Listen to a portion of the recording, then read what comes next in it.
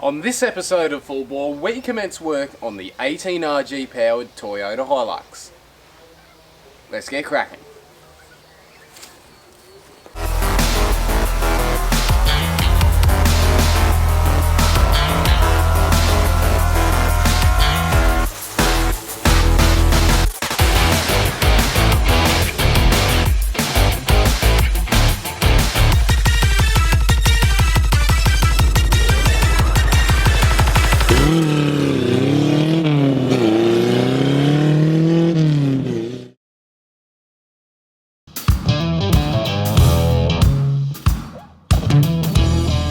This is my 1981 RN46 Toyota Hilux, which I bought in, of course, a previous episode of Full Bore.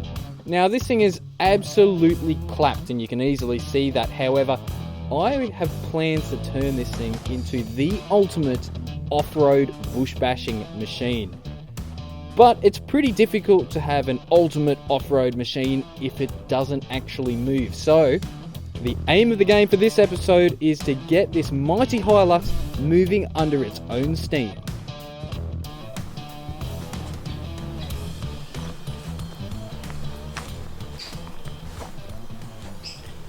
Now, what we're doing is we're working on the RN46 Toyota Hilux that we got in the previous episode. Of course, it has the mighty 18RG Toyota twin cam engine out of like an old Celica or something like that.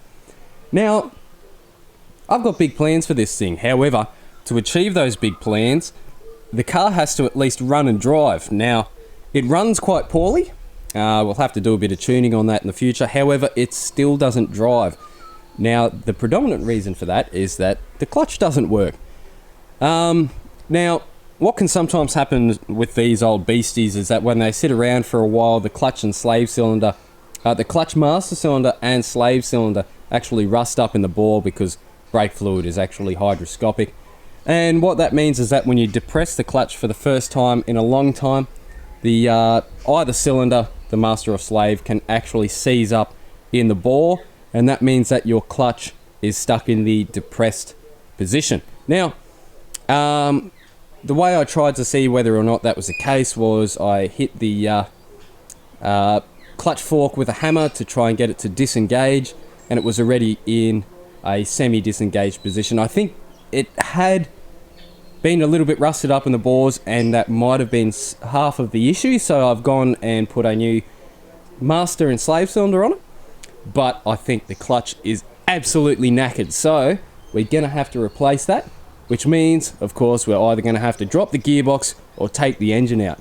And I've got an engine crane, and I don't have access to a lift, so we're going to take the motor out, which shouldn't be too bad on one of these old beasties. However, I really don't want to break anything on those Mikuni carbies because I think parts would be absolutely hard to find. Anyway, we'll get cracking on it, eh? Now, on any engine removal, it can be a little bit difficult to know where to start, especially on some of these newer engines where the underbonnet is a little bit busy. Now, I reckon one of the best places to start is with the bonnet. Now, this bonnet is absolutely munted.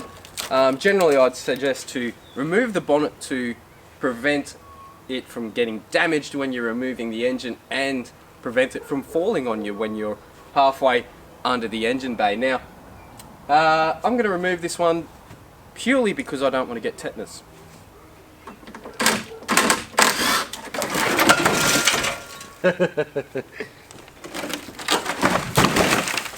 That's munted.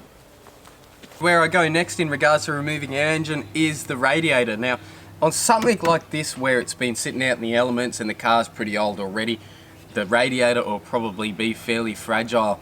Now, this one is in super good nick. All the fins are in like perfect alignment, all that sort of stuff. So it would be an absolute shame to damage it.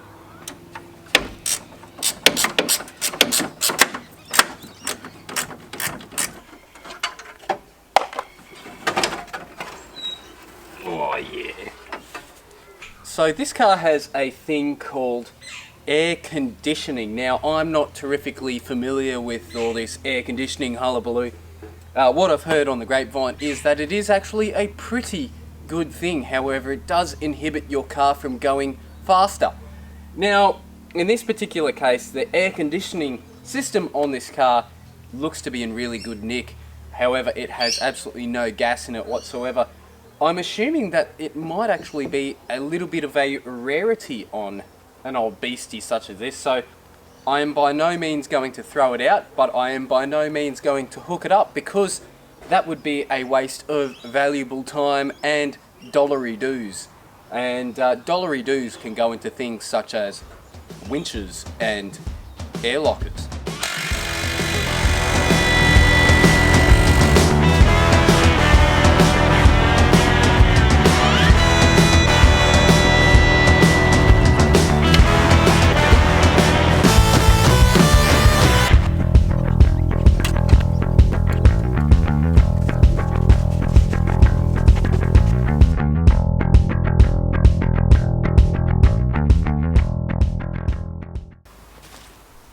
So it's all starting to come together. We got all the bell housing bolts out, the starter motor's off, all the ancillaries have been taken out of it, and I've also enlisted the help of Davo, the mechanical wizard, so I don't drop it or do something silly and break that beautiful tappet cover. Now, I'll have to find a jack so I can jack up that gearbox. You can keep doing whatever you're doing, Davo, the mechanical wizard.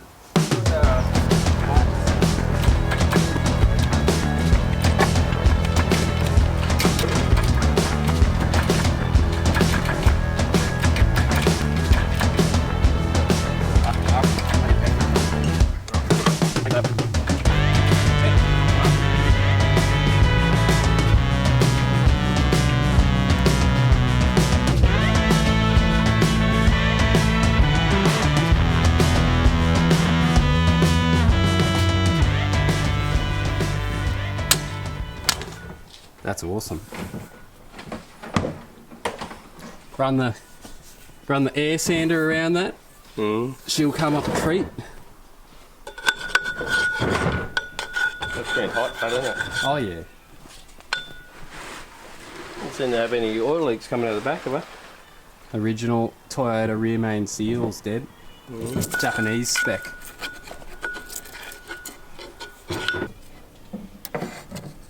So what is that? Must have had a plastic bush in there. Somebody got that hot, it's just melted. Wow. Could be a plastic spacer or something.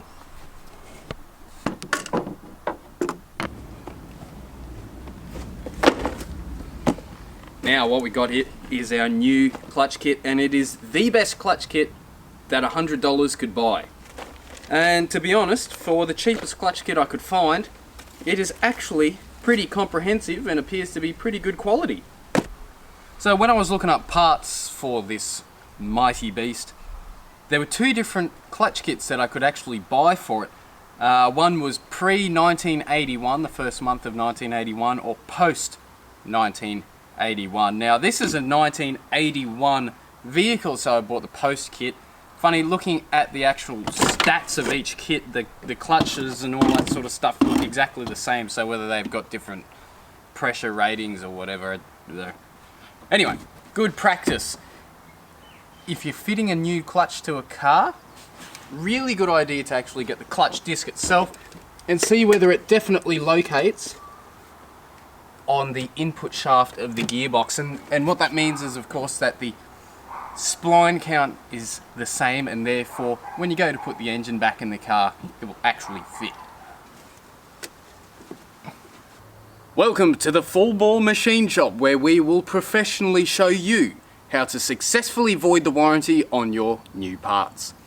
Well, this flywheel here looks a bit munted, and that's predominantly because it's been sitting out in the rain and is covered in rust. However, when I pulled that clutch off the other day, we found that it had a few hot spots and all that hullabaloo, which isn't terrific for clutch grip. Now, I really don't want to have to get this sent off and pay $100 to get it professionally machined so it has an absolutely beautiful surface on it. So I'm going to show you the right way to do the absolute wrong thing that you probably should never do yourself. What I've got is what I call a zippy gun, which is just a right angled die grinder.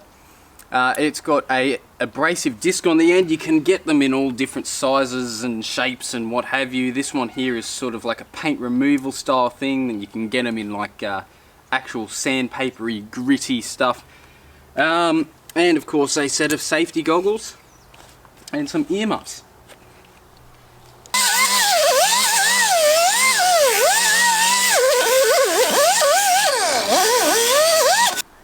Now another thing that I'm going to do before we put the clutch all back together is actually replace the spigot bearing. Now the spigot bearing in this actually feels pretty good. It doesn't feel crunchy or lumpy or anything like that, but the thing is, anytime you go and do something like this and don't replace the spigot bearing, you're going to shoot yourself in the foot, because about 2 years down the track it's going to start wearing its head off.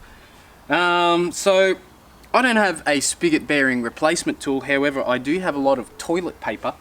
So what I'm going to do is just wet the toilet paper, squish it up and push it in through the center hole of the spigot bearing. And the aim of the game is to try and hydraulic this spigot bearing out. Now you can actually do this with grease, however grease just turns into a big gluggy mess. So I reckon the toilet paper trick is the way to do it. Oh, look at that. It's working really quite well. And smash the heck out of it. Look at that. Our happy little spigot bearing. Now we've got the new spigot bearing. Also a pretty good idea to make sure that your new spigot bearing actually goes over the spigot on the gearbox before you put it all together, because stuff like that can really shoot you in the foot.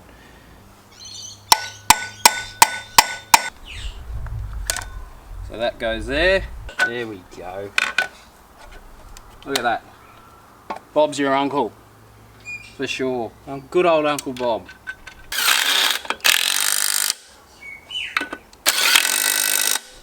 As you can see, the clutch is all together on the 18RG. Throwout bearing is on the snout of the gearbox, of course, so I added a little bit of grease for it to slide on nicely.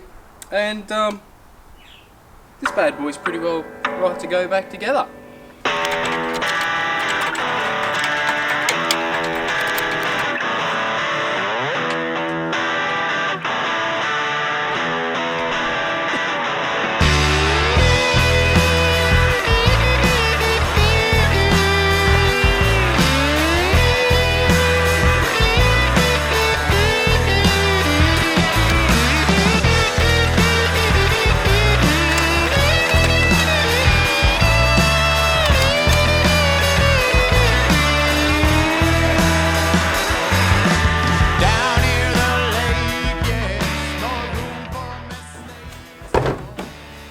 Well, we've managed to get it all pretty well back together.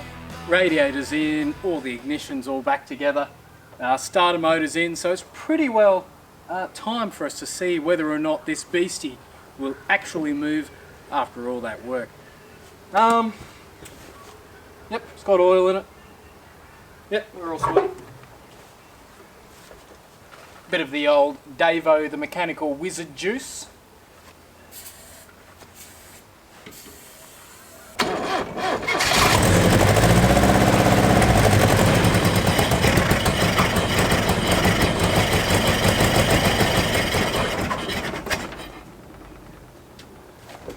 She moves.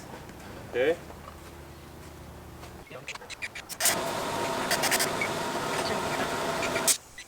Now that pretty well concludes this episode of Full Bore, where we've finally gotten this mighty 18RG powered Hilux running and driving under its own power.